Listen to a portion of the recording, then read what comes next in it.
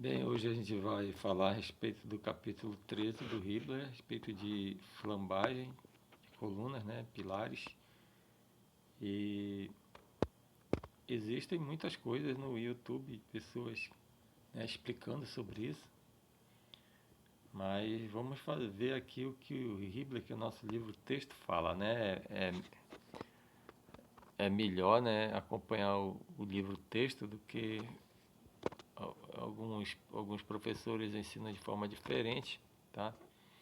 Então vamos ver como é que o Hibbeler ele explica isso aí, tá certo? Então vou tirar aqui minha foto, tá? E vou ler e conforme for ver necessidade eu explico, tá ok? Lembrando que essa aula é para alunos de engenharia naval, tá? Então tirando minha foto. Então vamos ver o que o Hibbeler está falando aqui. Objetivo do capítulo. Trataremos agora do comportamento das colunas e indicaremos alguns métodos usados para o seu projeto. O capítulo inicia-se com uma discussão geral sobre flambagens, seguida pela determinação da carga axial necessária para que haja flambagem em uma assim chamada coluna ideal. Depois abordaremos uma análise mais realista que considera qualquer flexão das colunas. Apresentamos também um tópico especial sobre flambagem inelástica, plástica de colunas. No final do capítulo, discutimos alguns dos métodos utilizados para projetar colunas com cargas concêntricas e excêntricas, construídas com os materiais comuns da engenharia. Bem, então aqui no 13.1 ele vai falar sobre carga crítica, tá certo? Nós chamamos PCR. Ok? Então, mas eu vou começar aqui, certo? Já para não perder muito tempo aqui, vamos começar com a coluna ideal, tá? Então vamos ver aqui, ler, conforme eu falei, conforme for eu vou explicando. Então nesta seção vamos determinar a carga crítica de flambagem para uma coluna apoiada em pino, como a da figura 13.4a. Então 13.4a, aqui ó.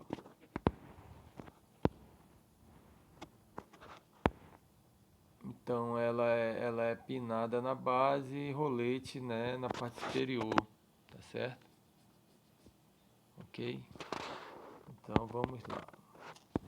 Vamos ver o que ele está falando aqui, certo? A coluna a ser considerada é uma coluna ideal, tá? Isto é, perfeitamente reta antes do carregamento, feita de material homogêneo e sobre a qual a carga é aplicada através do centroide da seção transversal. Admite-se ainda que o material comporta-se de maneira linear elástica e a coluna flete-se em um único plano. Na realidade, essa condição de coluna perfeitamente reta e aplicação de carga nunca são cumpridas. Entretanto, a análise da coluna ideal é semelhante à usada em colunas inicialmente tortas ou aquelas que sofrem aplicação de carga excêntrica. Esses casos mais realistas serão discutidos no final do capítulo.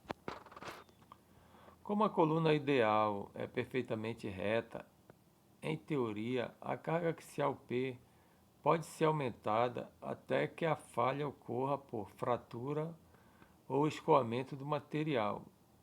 Entretanto, quando a carga crítica PCR é atingida, a coluna está no limite de tornar-se instável, de modo que uma pequena força lateral F, figura 13.4b, quando removida,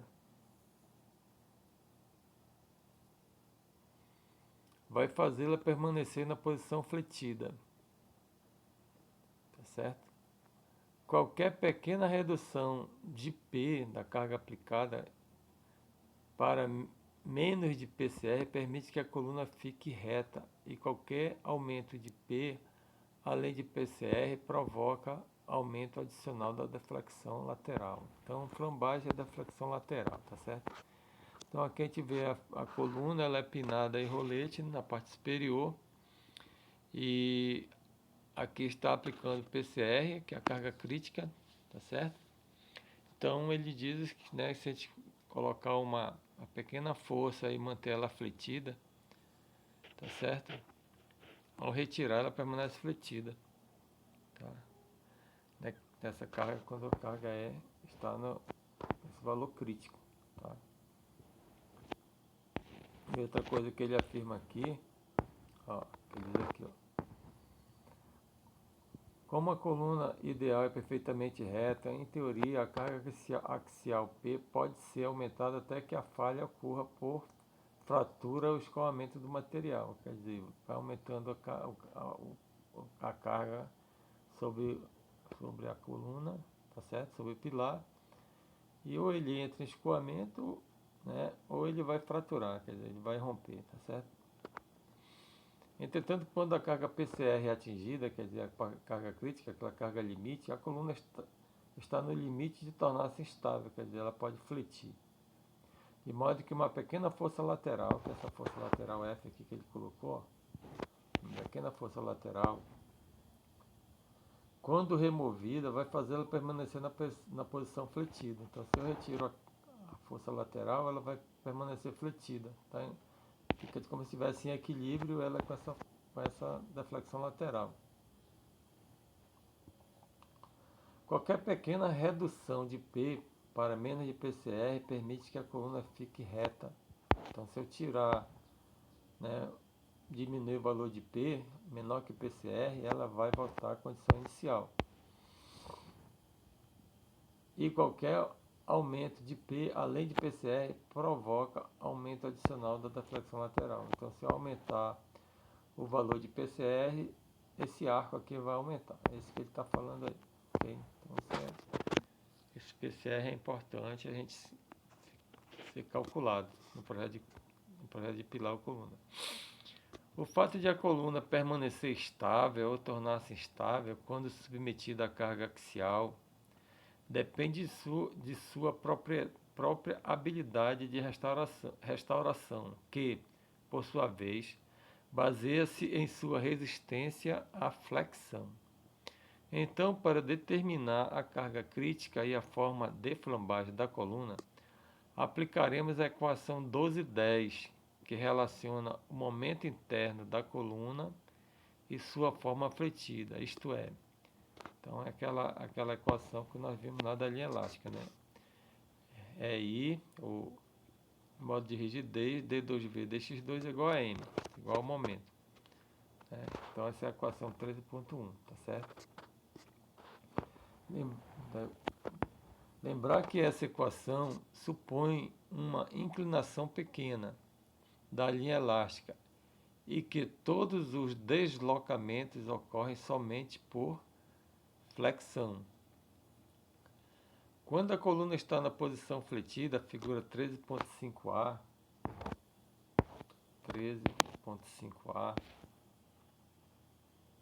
posição fletida, tá? O momento fletor interno é determinado pelo método das seções. O diagrama de corpo livre de um segmento na posição fletida aparece na figura 13.5b. Está aqui 13.5b, aqui está ela fletida, o pilar, a coluna fletida. Ele aplica o método das seções, tá certo? A uma distância x, né, do apoio superior, né, passa a seção 1 e vê o que está ocorrendo, certo? Então aqui está a figura B, 13B, né, diagrama de corpo livre. Nesse caso, tanto a deflexão V, que é a flambagem, como o momento interno M são mostrados no sentido positivo, de acordo com a convenção de sinais usadas para estabelecer a equação 13.1. Tá certo? Então, lembrar sentido positivo, momento girando no sentido anti-horário, tá certo? e a flambagem aí no sentido das cargas aplicadas.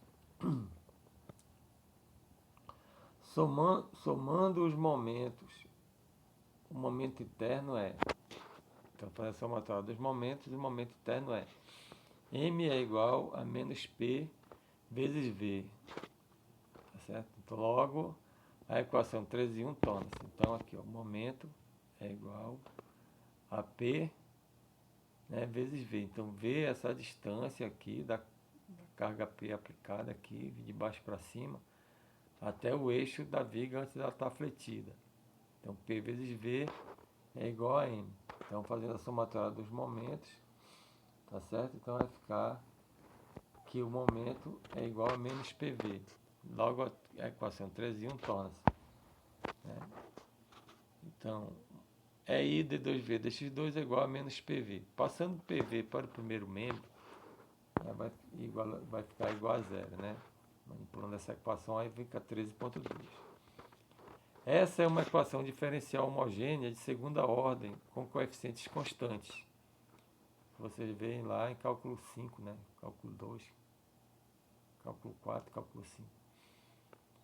Pode-se mostrar por métodos de diferenciação de equações ou por substituição direta na equação 13,2 que a solução geral é. Então, aqui está a solução geral dessa equação homogênea de segunda ordem, de coeficientes constantes. Então, vê que a deflexão lateral é igual a C1 seno de raiz, né, de P sobre I vezes raiz quadrada vezes X mais C2 cosseno de P sobre I, raiz quadrada de P sobre I vezes X, equação 13 e 3. Tá? Então, isso aí é uma das soluções dessa equação. As duas constantes de integração são determinadas pelas condições de contornos nas extremidades da coluna, como a flambagem ela é igual a zero em x igual a zero, então aqui ó, x cresce, né, do topo, né, da parte superior, vem crescendo até o comprimento L. Então quando o x é igual a zero, não existe deflexão lateral, tá certo? Então V é igual a zero, tá certo? Então em x igual a zero, em x igual a zero, V é igual a zero, então C2 é igual a zero, tá certo? Que o cosseno de zero, o seno de zero, né? Quando substitui o valor de x ali, ó, vai ficar V igual a zero, P sobre I vezes zero vai ser seno de zero, mais C2, o cosseno de zero, tá certo? Então, fazendo esses cálculos aí, nós vamos ter que C2 é igual a zero. Aí, e como V é igual a zero em x igual a L, né? Então aqui, ó, quando x alcança o valor de L, substituindo lá na equação, nós vamos ter então que C1 seno de raiz de P I vezes L é igual a zero. Essa equação é satisfeita se C1 for igual a zero. Entretanto, então, V é igual a zero. Uma solução trivial cuja validade depende de a coluna permanecer sempre reta, mesmo que a carga a torne estável. A outra possibilidade então existem duas possibilidades de ser verdade, né? Dessa equação ser zero. Uma é que C1 seja zero, tá certo? E a outra possibilidade é que o seno de raiz de P sobre I vezes L seja igual a zero, tá certo? Então essas são as duas condições para que em L, né, a deflexão seja zero. Tá? Então, V é igual a zero em x igual a zero, x é igual a L, V igual a zero em x igual a L, tá certo? Então, essa parte aqui, como C2 é igual a zero, então C1 seno de raiz de P sobre I vezes L é igual a zero. Só existe duas possibilidades. Uma é que C1 seja igual a zero e a outra é que o seno de raiz de P sobre I vezes L seja igual a zero, tá certo? Então essas são as únicas condições. Então ele fala aqui, ó. Essa segunda condição, ela só é satisfeita se P sobre I raiz quadrada vezes L seja igual a N vezes π, tá certo? Ou P seja igual a N ao quadrado, né? Passando aqui a raiz quadrada para o outro lado, vai ficar P sobre I vezes L é igual a N ao quadrado, P ao quadrado. Tirando o valor de P, vai ficar P igual a N ao quadrado, P ao quadrado é I dividido por L2, né? Onde esse N pode ser 1, 2, 3, tá? etc. Tá certo? Ok? Então, aqui, ó. O menor valor de P é obtido quando N for igual a 1. E a carga crítica para a coluna é, portanto, PCR, ou a carga crítica é igual, se N é igual a 1, a equação lá 13.4 vai se tornar π2 aí sobre L2. Essa carga é denominada às vezes carga de Euler, tá? Em homenagem ao matemático suíço Leonardo Euler, que solucionou o problema em 1757. A forma fletida correspondente é definida pela equação V igual a C1 seno de πx sobre L. Então, a deflexão ela vai ter esse valor aí. V é igual a C1 seno de πx sobre L. Tá? Aqui a constante C1 representa a deflexão máxima, tá? V máximo, que ocorre no ponto médio da coluna. Figura 13.5. Certo? Então, figura 13.5. 13.5a. Então, aqui é 13.5a. Então, essa equação, o V máximo ocorre, ó, no meio da coluna, que corresponde ao valor de C, tá certo? Esse valor C1 aqui representa a deflexão máxima. Quando o seno de π sobre L, né, for igual a 1, então V é igual a C1, que é igual ao valor máximo. Então, valores específicos de C1 não podem ser obtidos, pois se desconhece a forma fletida exata da coluna, uma vez que ela sofreu flambagem. Admitiu-se, no entanto, uma deflexão pequena. Entenda que N na equação 13.4 representa o número de ondas na forma fletida da coluna. Por exemplo, se N for igual a 2, então pela equação 13.3 e 13.4, 13.4 e 13.3, certo?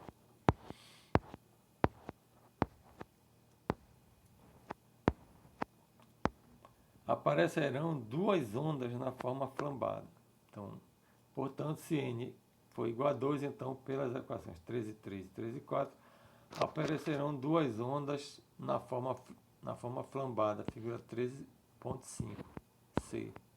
Então, 13.5c está aqui, ó, duas ondas em L sobre 2, tá certo? Ok?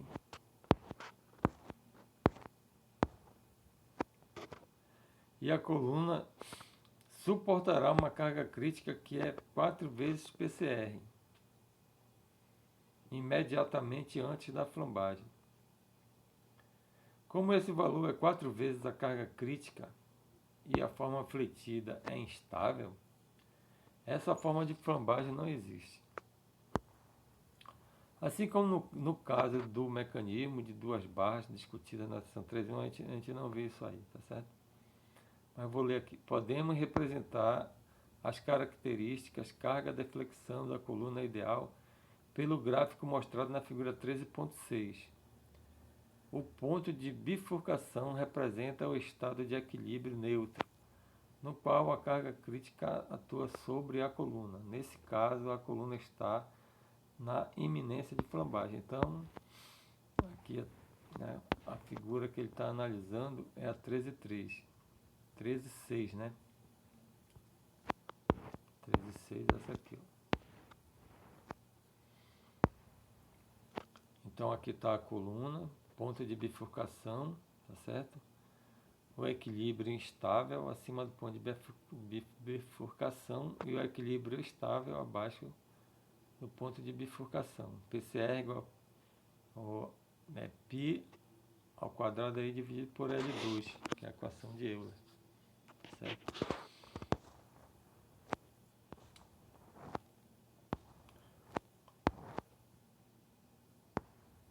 Deve-se observar que a carga crítica independe da resistência do material. Aqui, ó. PCR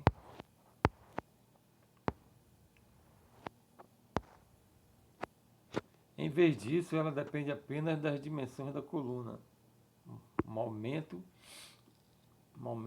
de inércia e o comprimento dela, e da rigidez ou do módulo de elasticidade e do material. Por essa razão, no que concerne a flambagem elástica, colunas feitas, por exemplo, de aço de alta resistência não oferecem vantagem sobre as de aço de resistência menor. Então isso aqui é importante, eu vou reler porque isso aqui é importante. Ó. Por essa razão, no que concerne a flambagem elástica, colunas feitas, por exemplo, de aço de alta resistência não oferecem vantagens sobre as de aço de resistência menor, tá certo? Por quê? Porque deve-se observar que a carga crítica independe da resistência do material. Em vez disso, ela depende apenas das dimensões da coluna, né? Momento de inércia e comprimento dela. Observe também que a capacidade de carga da coluna aumenta à medida que o momento de inércia da seção transversal sobe. Então, aqui o PCR vai crescer, né, a equação aqui em cima de Euler. Se aumenta o momento de inércia, vai aumentar o PCR, tá certo? Então é isso que ele está falando aí.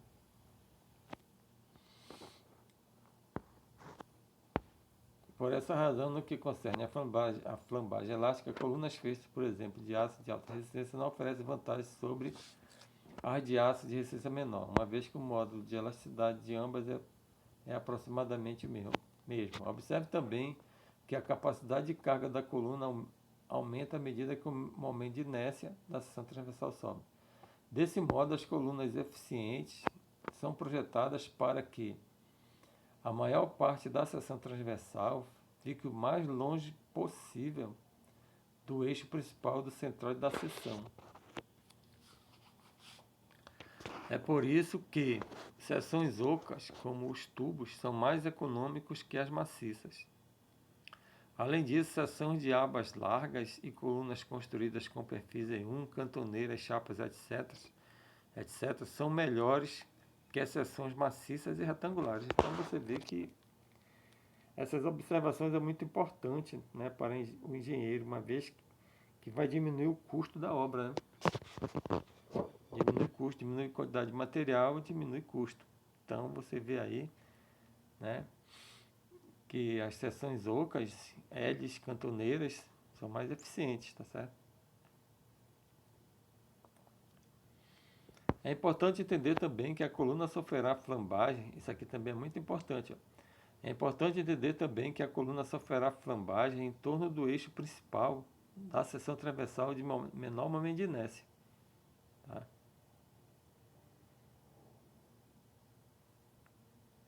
O eixo mais fraco. Por exemplo, uma coluna com seção transversal retangular, como um ponteiro de medidor, figura 13.7, isso aqui, ó, sofre flambagem em geral. Sofre flambagem em torno do eixo AA, não do eixo BB. Então aqui, ó, sofre flambagem em torno do eixo AA, tá? Em vez do eixo BB. É o menor momento de inércia. Tá? Se você fizer BH3 sobre 12, o menor é onde vai sofrer a flambagem, né?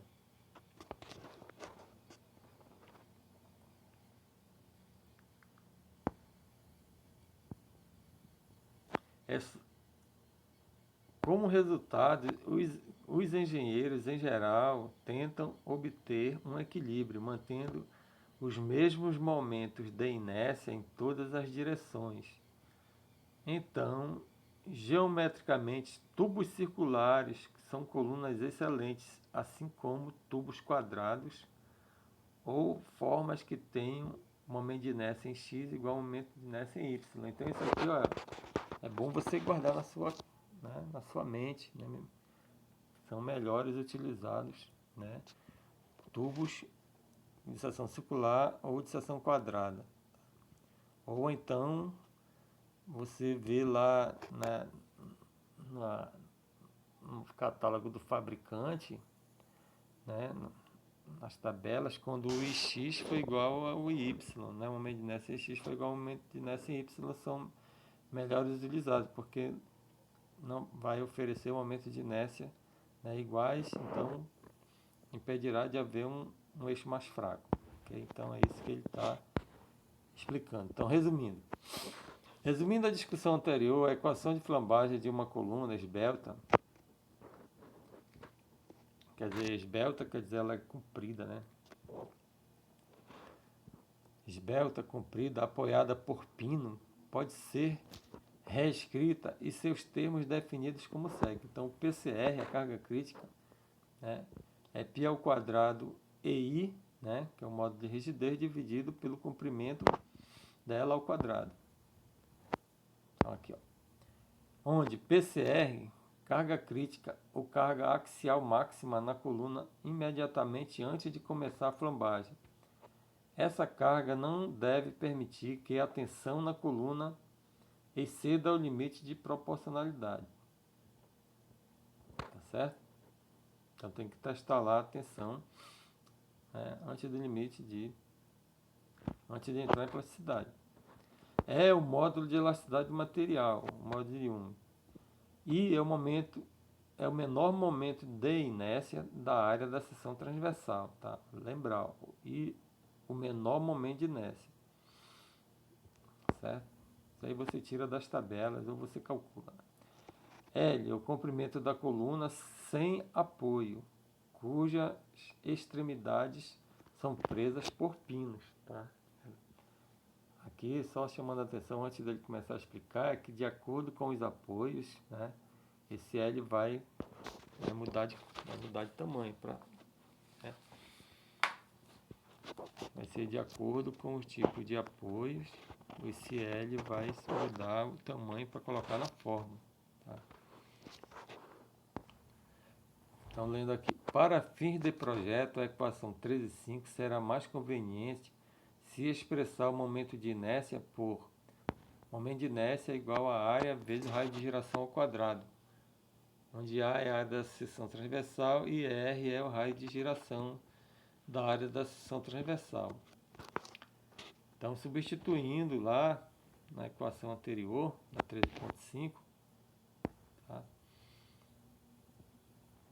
Nós vamos chegar que PCR é π2 vezes E vezes A vezes R2 dividido por L ao quadrado, tá certo? Então, ele substituiu, certo, o momento de inércia, tá, por AR ao quadrado. Tá? Substituiu o momento de inércia aqui na equação 13,5, ela ficou PCR igual a π2 é AR2 dividido por L2. Muito bem. Dividindo, né, a carga crítica pela área, nós vamos ter a tensão crítica, tá certo? Então, dividindo tudo pela área, vai ficar PCR sobre a área, π2 é R2, né, dividido por L2, tá certo? Passando o R2 para baixo do L2, então vai ficar essa equação ali, ó. P sobre A é crítico é igual a π2E dividido por L sobre R ao quadrado. Tá? Então, P sobre A crítico é igual a tensão crítica. equação 13.6, π2 vezes E dividido por L sobre R ao quadrado. Tá? Onde a tensão crítica, que é a tensão média na coluna imediatamente antes de a coluna flambar. Essa tensão é uma tensão elástica e, portanto, a tensão crítica é menor ou igual que a tensão de escoamento. Tá? E é o módulo de elasticidade do material. L é o comprimento da coluna sem apoio, cujas extremidades são presas por pinos. R, o menor raio de giração da coluna, determinado por R igual a raiz quadrada de I sobre A, onde I é o menor momento de inércia da área da seção transversal e A da seção transversal A da coluna. A é a área da seção transversal da coluna, certo? A relação geométrica L sobre R da equação 13.6 é denominada índice de esbeltez.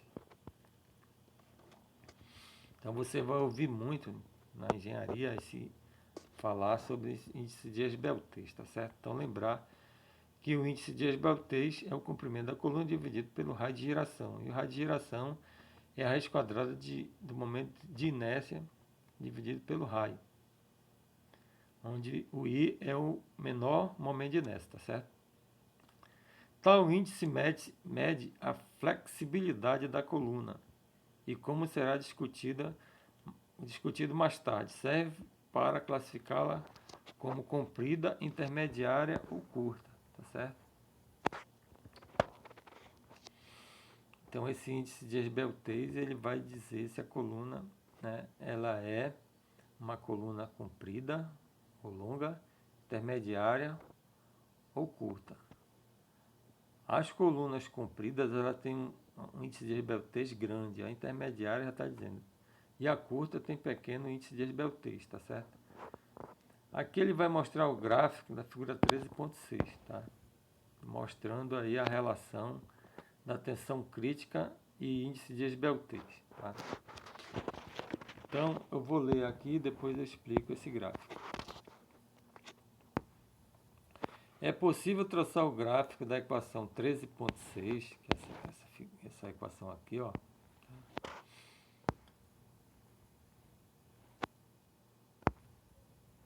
Usando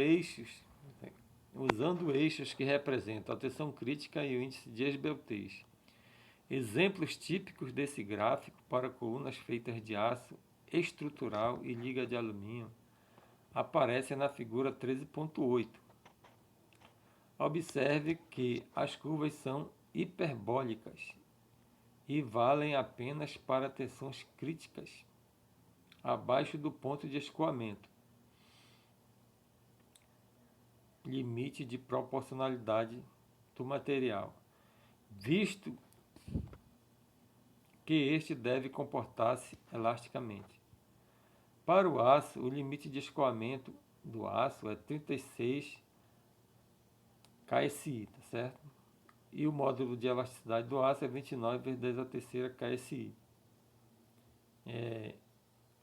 No caso aqui, o módulo de escoamento do aço, né, no sistema internacional é 250 megapascal.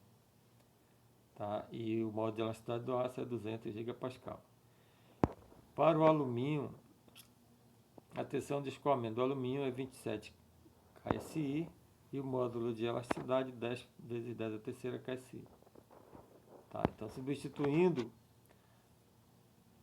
a tensão no aço igual a tensão de escoamento na equação 13.6, os menores índices de esbeltez admissíveis para colunas de aço e alumínio serão, portanto, L sobre R do aço igual a 89 e L sobre R do alumínio será 60,5, respectivamente. Assim, para uma coluna de aço, se L sobre R do aço, o índice de esbeltez, for maior ou igual a 89, a fórmula de Euler pode ser usada para determinar a carga de flambagem, uma vez que a tensão na coluna permanece elástica. Por outro lado, se o índice de esbeltez do aço for inferior a 89, a tensão da coluna excede o ponto de escoamento, antes que a flambagem possa ocorrer. Portanto, a fórmula de Euler não é válida nesse caso, porque vai romper, né? Então aqui está, né, um gráfico, né? Isso deve ser fornecido pelo fabricante. Então nós temos aqui na abscissa, né, o L sobre R, né, que é o índice de esbeltez, tá certo?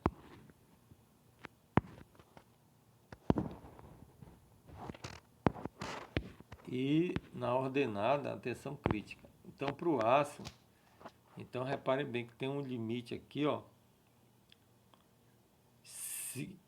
se o índice de esbeltez ele for muito longo, né, for aumentando aqui 89, 100, 150, 200, você percebe que quando você rebate aqui na curva, a carga necessária para ele atingir, obter a flambagem vai diminuindo. Então, em 200 vai ser mais ou menos 5, né? Da seção crítica, 5 vezes a terceira KSI. Se for reduzindo 150, já vai aumentando. Quando chega em 100, já está mais de 10. Então, você vai vendo aqui, ó, quando chega antes um pouco de 50, acho em torno de 70, está em 27, a tensão crítica. Então, quando o índice de esbeltez, né, vai reduzindo, né, nós precisamos de uma carga crítica alta. Quer dizer, se o comprimento, né, vai, porque R é o momento de inércia dividido pela área, tá certo? Raiz quadrada disso aí é o raio de giração. Então, se nós mantivermos uma coluna com seção transversal fixa, né, não variável, e nós formos variando somente o L, se eu diminuo o L, né, então esse índice de esbeltez aqui, o L sobre R, vai diminuindo de valor. Então, se a coluna vai diminuindo de tamanho, eu preciso, né, de muita força, muita carga aplicada para que ela ocorra a flambagem, ocorra a deflexão lateral. E para colunas que elas são muito compridas, né, uma pequena carga já causa flambagem lateral, tá certo? Então por isso que você não vê, né, em prédios ou em algum tipo de obra de construção, pilares muito compridos, né, tá certo? Muito esbeltos, porque senão, né, vai exigir que a seção transversal dele seja bastante grande para evitar a flambagem, tá certo? Então aqui outra coisa, que existe uma limitação. Se você diminui o índice de esbeltez, né, quer dizer, mantendo a ação transversal constante e diminuindo o comprimento, vai chegar num ponto, né, em que você vai precisar de uma carga bastante grande para que ocorra a flambagem. Mas isso não vai até o infinito, porque se passar desse valor limite, vai acontecer que o material vai entrar na tensão de escoamento, né, e vai romper o material, tá certo? Vai haver, a estrutura vai danificar, vai entrar em colapso. Então é assim que está explicando esse gráfico aí, tá certo? Então vamos ver aqui os pontos importantes. Vamos ler, né? Colunas são elementos compridos e esbeltos submetidos a cargas axiais. A carga crítica é a carga axial máxima que uma coluna suporta quando está no limite da flambagem. Essa carga representa um caso de equilíbrio neutro. Uma coluna ideal é perfeitamente reta, a princípio, feita de material homogêneo e recebe carga aplicada através do centroide de sua seção transversal. Uma coluna acoplada por pino sofrerá flambagem através do eixo principal da seção transversal, a qual tenha o menor momento de inércia. O índice de esbeltez é dado por L sobre R, onde R é o menor raio de giração da seção transversal. A flambagem ocorre em torno do eixo em que esse índice tem o maior valor. Então, como a gente vai trabalhar com perfis de aço, esse valor do raio de geração vem nas tabelas, tá? Dado pelo fabricante. Bem, então essa primeira parte aqui eu vou parar, tá certo? Depois eu vou explicar um exercício de fixação, tá? Para você fixar, né, a teoria, tá certo? E depois nós vamos continuar, tá? Porque nós precisamos aprender a fazer o projeto de colunas, tá? Então depois a gente vai ver um exercício e vamos ver o item 13.2. Então, para não se alongar, né, você que é nosso visitante aí, que assiste os vídeos, né? Seja bem-vindo, tire bom proveito do que a gente está explicando, tá certo? Mas pegue o Hibbeler, o livro do Hibbeler, que é a quinta edição, para você acompanhar, para entender melhor, certo? Então, nossos alunos tirem bom proveito também. Então, vamos ficando por aqui. Então, um abraço, tá certo?